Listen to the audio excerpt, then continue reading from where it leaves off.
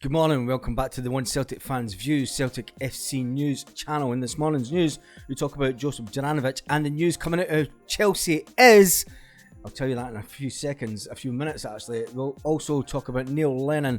He's got something to say about the inevitability of Celtic selling players. John Hartson has been unhappy with Johnson and says that he could have done better with the goal that Kent scored. Complacency with Joe Hart, has that settled in? We talk about the Chelsea to Juranovic story and VAR.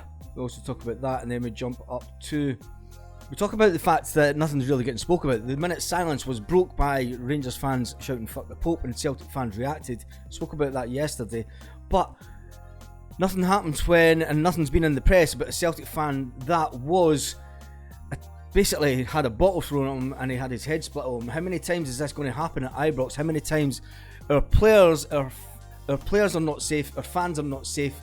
The stadium of Ibrox should have its safety certificate looked at once again, especially for away fans. And it's just one of those things. The modern day football fan has just got a bit above himself.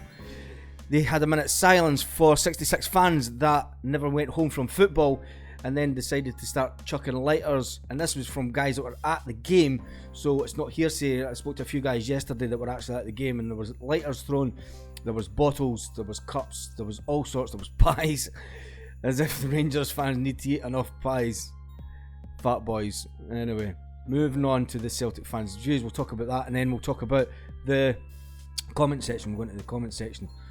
So the hateful words that broke the minute's silence was obviously "fuck the Pope," and that's something that the Scottish media, you wouldn't expect them to go on about. It was heard all over the TV, everywhere. Everybody heard that is what broke the minute's silence, but it's turning blame it on the Celtic fans. So leave them to it. We'll move on quickly to the story about Juranovic. The Juranovic story from Chelsea was broke by the Daily Mail, and I did say at the time there was no one else covering the story.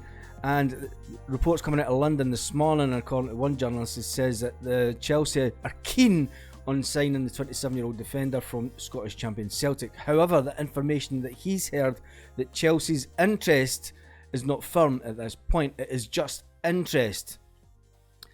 It's just all been speculation. It's just been the case that the fact that there's no concrete offer. There's not been any talks with Celtic from Chelsea. It is just interest at the moment, which happens with a lot of players. Chris Sutton described his individual performance as awful at the weekend. A lot of Celtic fans have also said the same, that Juranovic's performance wasn't up to scratch. Graham Potter wants him at Chelsea. Juranovic is a player Chelsea should consider, according to the ChelseaChronicle.com. It's just a case that, will we get the money that we're looking for him? That's the way it is, you know. So Stamford Bridge are looking for a player, but it is just hearsay, and the Celtic are interested in lots of players, and they never make moves for them. You know, if Celtic were to get linked with, if Celtic were to sign every player that we're linked with, we'd have a massive squad. Anyway, talking about Celtic players that should have a little bit more criticism is Joe Hart. Chris Sutton says that the title race will be far from over if there are more slip-ups from Joe Hart. Now, look back at the way that Rangers actually scored the goal. Joe Hart gives me the fear when we play out for the back. He actually gives me the fear sometimes. He just looks uncomfortable trying to pass the ball. The fact that he let Fatboy Morelos actually close him down, and then the ball goes out to Kent, who manages to score. You know, it all came from Hart just having that little bit of fear in him and letting Fatboy, you know, close him down, giving the ball away to Fatboy Morelos. Jesus. You know, Chris Sutton went on to say in his column last week that VAR might cause a problem, and it sure has. There's a lot of Rangers fans have saying that he basically put his hands up to protect his face, but everyone down in England saying that's a penalty in England all day long.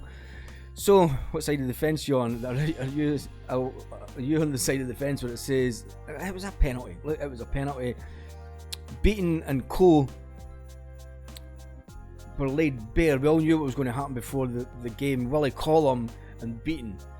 The Masonic Lodge members taking care of VAR. What do we expect? We expect nothing else. And John Hartson has obviously been unhappy as well. He says Alistair Johnston should have done more to close down Kent and stop him getting that cross in that actually then led to the goal.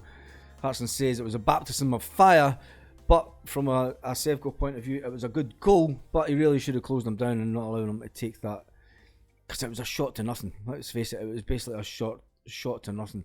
Neil Lennon also goes on about players that will leave Celtic. He's lost Virgil van Dijk, Fraser Foster, Victor Wanyama, Kieran Tierney and Stuart Armstrong, just to name a few, as his time as Celtic manager. He says there's an inevitability about Celtic players leaving to go down south. I don't think it's inevitable that all Celtic players will go down south, especially under Ange Postecoglou. I think we'll take the big money for the players that we can move on, and if we have ready replacements like we do with Alistair Johnson, it's not even just Johnson, we still have a few other lads that can fill that position that are just equally as good, if you ask me. So let's jump over to the comment section and we'll see about yesterday's video. Obviously yesterday's video was the Celtic fans' best ever ending video, and the first one up is Paul Baird, regular commentator. Hi Paul, it's hail hail. Next up is we would never sell our club.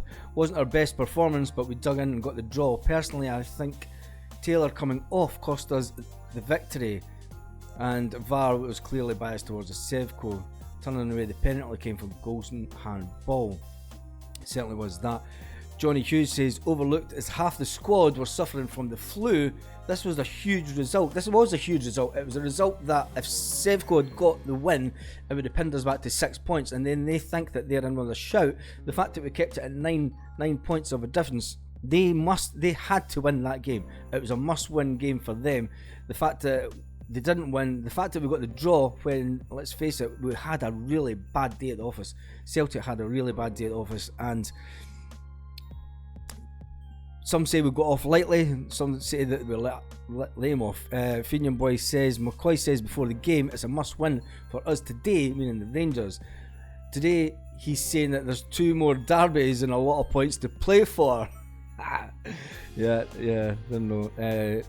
John Hartlepool says, say what you like about Morelos, he doesn't know how to split, but he knows how to split a defence wide open. That pass was world class. Morelos get credit for an assist. O'Reilly says, you're raging. Says O'Reilly had a stinker. He's not looked good of late. Hopefully I can get back into it. There's still a lot of good player there. Talking about O'Reilly, he did let a lot of passes go. Something Today says he's never rated Hart, Benji and the sticks all day long. That was in yesterday's video, also talking about Siegrist and the fact that he should maybe getting some game time now, purely for I don't know, Hart does give me the fear when he's playing it for the back. Dim Sum says, yes, we heard it, we all know it, we best expose it and get exposures. There's so much that the Scottish football has actually had progressing, because I remember in the dark dungeon days of Old Firm matches, they were like medieval night clashes. They were that, there was players limping off fields and everything. It was bad back in the day, and I mean it was, but we're in, it's 2022 for goodness sake. Having a minute's silence for 66 fans that got crushed trying to leave Ibrox, and then chucking bottles and stuff at fans is just not acceptable. Right? They can butter it up all they want. It's not acceptable. And our players, our fans are not safe at Ibrox. And we all know why they cut the allocations, because they're fed up of us winning under the Brendan Rodgers years and singing.